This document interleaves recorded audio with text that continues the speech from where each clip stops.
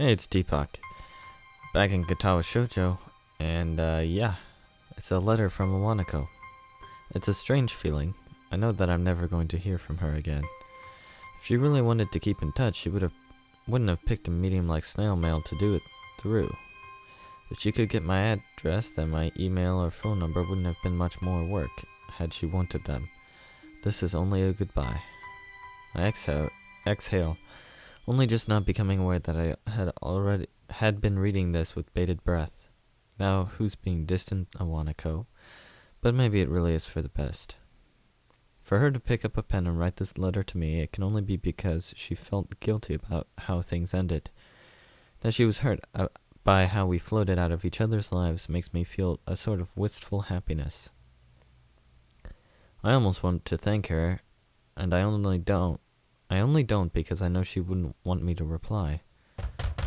There's a knock at my door, then it opens anyway about a millisecond later. I forgot to lock it stupidly. Sup, man? Why's your door open? I run to the door faster than it's probably medically safe for me to do so I can prevent Kenji from seeing the mountain of pills just a couple feet away from him, blocked from his sight only by the door. Then there's the letter I'm holding. If he asks about it, I don't think I could make up anything convincing. About 2 feet away from him, I realize that his vision is so bad that it probably was never an issue. He didn't even see me about to practically tackle him back through the doorframe. Hey, what the hell, man? What are you talking about? Your room has a billion locks on it, yet you just barged right through other people's doors? You didn't even wait a second after knocking before you tried the door. It was like simultaneous. You were already opening the door while you were knocking on it. See, that's exactly why I have all those locks. It's a cold and uncaring world out there, a gatecrasher's world. Now you also understand. I just taught you a valuable lesson, dude. Knowledge is power.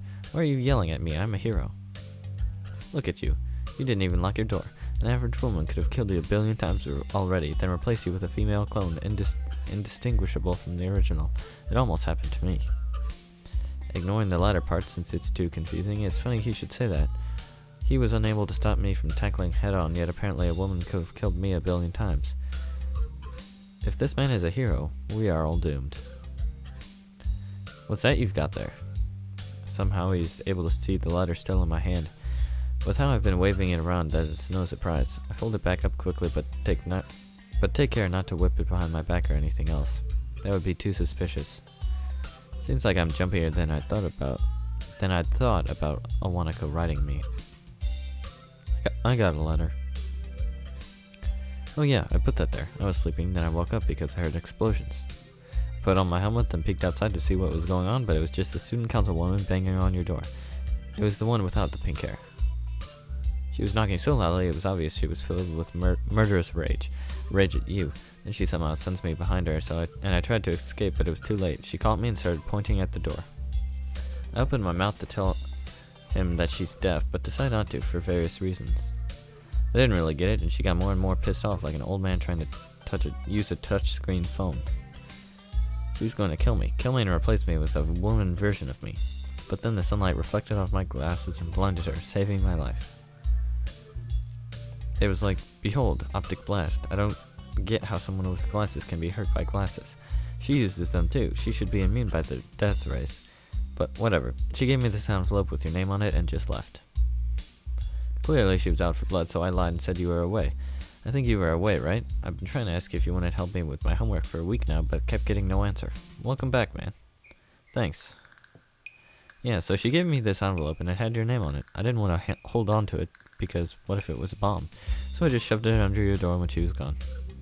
I was going to tell you, but you got back before I could. At least it's not a bomb.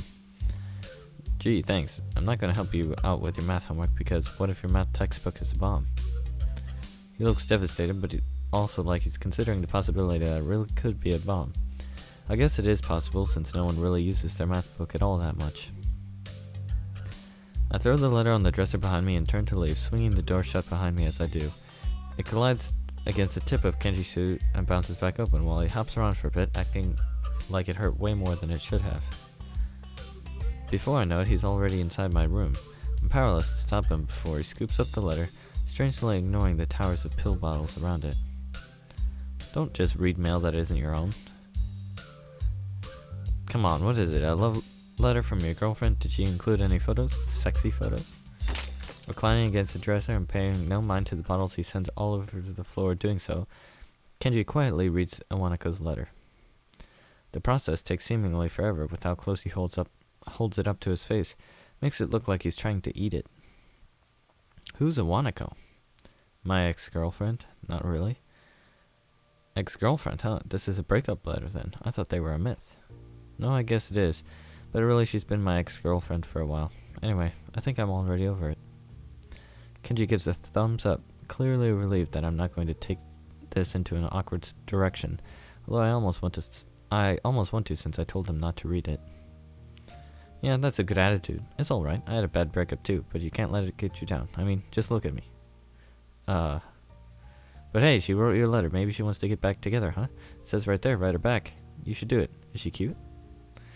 For a guy who thinks feminists are working to enslave men anywhere, he really is interested in cute girls.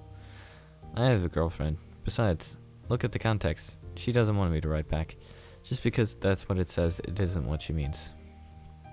But that's what she wrote. This rockfish kid chick... What? Rockfish kid chick totally still wants you. It even says it right there. I've read it. I know what it says. I told you. You have to look at the context. She says I drifted away from her and then everything there shows she accepted that. I think the reason she wrote me is because she just wants to, I guess. Part amicably. But we're done. She doesn't want to get back together or whatever you're thinking.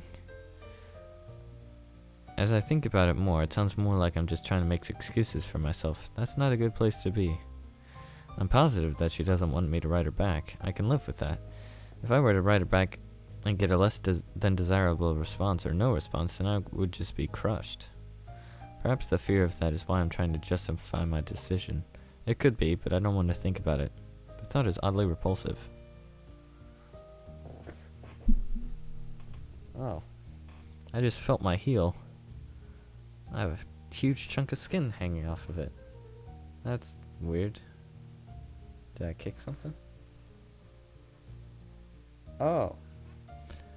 It's a blister. Ouch. Okay. That's weird. Oddly repulsive. Why is this such a big deal to you anyway? Because you should write back to her. She wants you to. I want to see what the response is going to be. Damn it. It doesn't even have to be a nice letter. That's cool too, but you could write an angry letter and call her out. That's my new attack strategy. I'm just going to call women out. You should try it. Even if she wrote me a letter, you'd have to understand what that means. Writing someone a letter is different now. It's not something you just do, not in this kind of situation. You can pick up your phone and call someone across the world in an instant and talk to them almost like they were there with you. Or send them an email. They'll be notified instantly that they got it and can reply back just like that. A letter can be a personal thing, but she wanted to keep me at an arm's distance. It's not like I can pop over there and visit her. If I had her number, I could call her, or if I had her mail, I could mail her. If she really wanted to hear back from me, she would have dropped one of those in there. I feel silly for continuously reassuring myself that I'm not fazed by Iwanako writing to me when it's obvious that I am. It could be like a gradual thing for her. She might be too shy to call you up. I remember my girlfriend would always send me text messages because she was so shy. It was annoying as hell, man. I didn't really give a shit about phones, so I don't have the thing. And it turns out I have to pay for every single one. But I don't like phones, so I couldn't even call her back to tell her to cut that out. I did it anyway, though. I called her out. I even used a phone. It was literally the call out. I guess it was. Even if he's right, that means that Iwanako still wants to keep her distance from me. She's not ready to chat with me comfortably. Why? Am I some kind of freak? I'm not reassured by her actions anyway, in that case. Maybe I'm overthinking it, but I just don't know. Kenji can't think of anything to say to that, and the silence that follows up is so awkward and thick that I start to count the seconds until he makes up a reason to leave and excuses himself. I miss her. Your ex? Yeah, even if she wasn't sane, it was still nice being with her. My back hurts. If she were still around, I could tell her to massage it. I don't know how to use an oven either. I miss baked food. And we would go bowling in the hallway sometimes. I miss that too. I had to bowl by myself during the last festival. You bowl in the hallway? You're going to hit someone. She used to say that all the time. Kenji sighs nostalgically, clearly not appreciating just how badly someone can get hurt by slipping on a bowling pin. Apparently neither did his girlfriend since she bowled with him. What a strange definition of love, but I guess it's something. Maybe you should write her a letter. If she writes back, you can get married. Married? No. Okay, fine, but why not? You clearly like her, even though you hate women. Feminists, not women. Feminists. There's the difference. There are non-feminist women. Damn, your discrimination is incredible. Correlation doesn't equal causation. Even if she is insane and a woman, that doesn't mean she's a feminist insane woman. It's like how the absence of evidence isn't the evidence of absence. If it's true, then by the relative property, the presence of evidence doesn't equal the evidence of presence. Actually, I think it is, and I don't think it's called the relative property. No, shut up, it's mathematics. Are you saying math is wrong? I think he is wrong. So even Kenji is someone that he likes. I'm tempted to ask why he and his ex broke up, or to dig more information in general, but I shouldn't. Not only would it be prying, but he might reverse the question back to me. This conversation makes me think about Shizune, although the thoughts I'm having are scattered and wispy, just questions. I wonder if I even have the chance to love Iwanako, and this whole situation with her still stings me, a sour note in the back of my mind. I like Shizune much more, yet it feels like I'm chasing her now, even now. I don't mind the chase, but I want to close that distance between us. Wanako's letter is responsible, but I've also felt this way for a while. I've come closer, but it's not enough. I want to try again, right now. I tell Kenji to get out so I can change, and then head for the student council room. The grounds are mostly deserted today, which is a shame because it's so nice out. What time is it? Not nearly time to finish this video. Sorry, I'm just tired. Just got home like 10, 20 minutes ago, and it's like 9:30. And it's sad that I'm tired, but I had a long day at work, man. Or people, because I'm hoping I get more than one view. Anyways, no one answers when I knock. I try to go in anyway, but it's locked. When I pull my hand away from the doorknob, it's covered in dust. It looks like no one's been here since we left. Since I'm already out here and dressed, I might as well get something to eat in town. My wallet is back in my room, though. Oh, hey, Misha. On the way back there, I stumble across Misha sitting down behind the main building. Her eyes are closed in sleep, and she looks very tranquil. It's always been hard to picture her not constantly bouncing around or hopping on the tips of her toes impatiently. My first instinct is to call out to her, and ask her if she's seen Shizune or if she wants to go into town with me, but now that I've seen her, I don't feel like disturbing her. I leave her alone. Okay. Day finished? Really? Okay. Where was she sleeping? Just outside? That's weird. For the first few days after I was back, I almost forgot that I was in the student council. I managed to pick up here and there that the student council usually gets swamped with work around the end of the break, but it didn't have to be the case.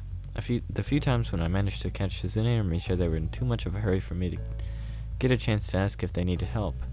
Anytime they weren't, I'd only be able to get a hold of Misha. Shizune would say something about how there was work, but it was so little that involving either Misha or I would only bore us. After a while, the idea of having some free time again had started to grow on me, though there were still periods when I felt like I had too much of it. Just when I was getting used to it, though, things changed again. Now I find myself back in the student council room, arguing with Shizune about whether tissue boxes make good ballot boxes or not. I'm telling you, they work just fine as long as we get the cube-shaped ones, not the rectangular ones. Misha, can you sign that to her? I've kinda got my hand full. On second thought, forget it. She's busy cutting out ballot slips, so if she were to make one errant movement, she would probably send those scissors flying into someone's head.